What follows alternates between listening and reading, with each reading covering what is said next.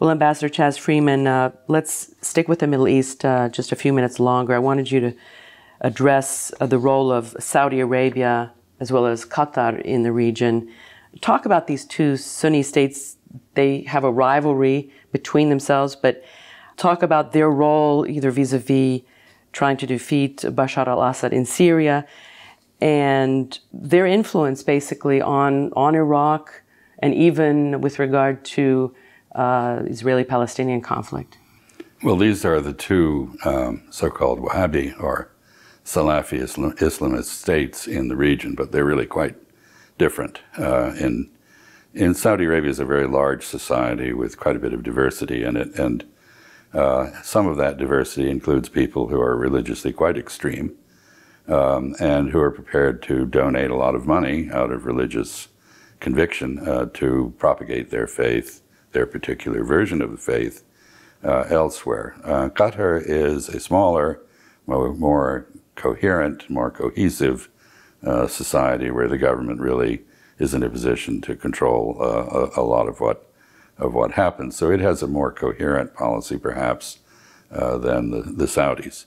Both of them became involved very early on in supporting the forces against Bashar al-Assad, but they have different clients and different constituencies. And Qatar has been quite aligned with the Muslim Brotherhood generally in the region. Saudi Arabia detests the Muslim Brotherhood for many reasons, not least its democratic pretensions.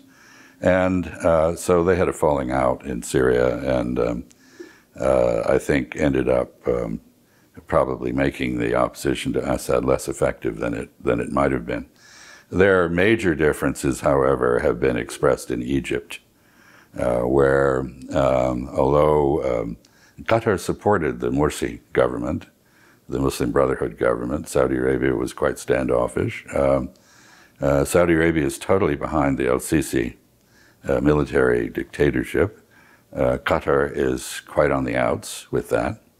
And these differences have in turn led to a split in the Gulf Cooperation Council, with Qatar and Saudi Arabia against each other in many respects. UAE, United Arab Emirates, Kuwait, others also aligned against Qatar. So it's a very complex situation.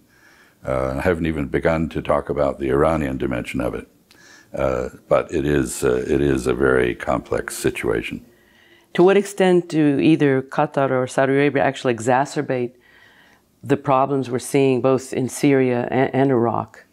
Well, I think they both have followed a sectarian foreign policy, which I have always found rather puzzling, because if you are trying to unite the Arab world, let's say Iraqis, for example, behind opposition to Iran, why wouldn't you emphasize your Arabness instead of your sectarian identity, which is not appealing to the majority of Iraqis?